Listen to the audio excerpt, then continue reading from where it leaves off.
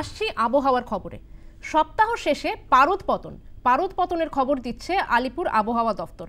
দক্ষিণবঙ্গে কার্যত ফিরতে চলেছে শীতের আবহাওয়া। বৃষ্টির সম্ভাবনা নেই দক্ষিণে, তবে পশ্চিমের জেলায় সেখানেও ফিরতে চলেছে শীতের আমেজ।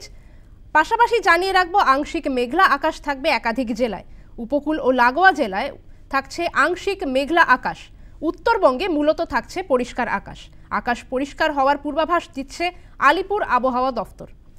আপাতত বৃষ্টির কোনো সম্ভাবনা নেই, এমনটাও জানানো হয়েছে আবহাওয়া দফতর সূত্রে।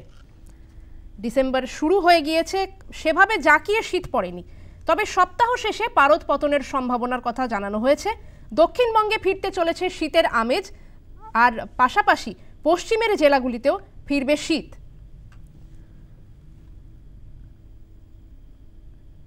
আমাদের সঙ্গে ফোনে রয়েছেন প্রতিনিধি মৌমিতা মিত্র। মৌমিতা, যেমনটা জানা যাচ্ছে, ডিসেম্বর মাস পড়ে গেলেও তেমন করে জাঁকিয়ে শীত পড়েনি। কবে থেকে শীতের আমেজ উপভোগ করতে পারবেন বঙ্গবাসী, কি জানাচ্ছে আবহাওয়া দপ্তর? দেখো, একেবারে সপ্তাহের শেষে, চলতি সপ্তাহের শেষে বেশ কিছুটা পারদ পতনের ইঙ্গিত দেওয়া হয়েছে আলিপুর আবহাওয়া দপ্তরের তরফ থেকে, এবং জাঁকিয়ে শীতের আমেজ সপ্তাহের শেষে তার একটা সম্ভাবনা রয়েছে। এবং আজকে মূলত রাজ্যে পরিষ্কার আকাশ, উপকূলবর্তী কিছু জেলায় আংশিক মেঘলা আকাশের সম্ভাবনা রয়েছে, যদিও বৃষ্টির কোনো সম্ভাবনা নেই।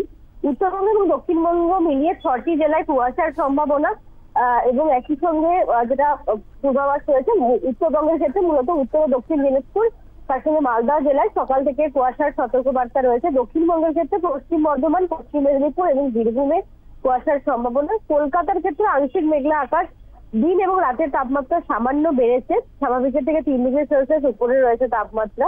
এবং আজকে সোমবার সর্বনিম্ন তাপমাত্রা 20 ডিগ্রি সেলসিয়াস এবং সর্বোচ্চ তাপমাত্রা 26 ডিগ্রি সেলসিয়াস। অর্থাৎ মৌমিতা, যেমনটা তুমি জানালে, মূলত পরিষ্কার থাকছে আকাশ, কখনো কখনো আংশিক মেঘলা আকাশও দেখা দিচ্ছে।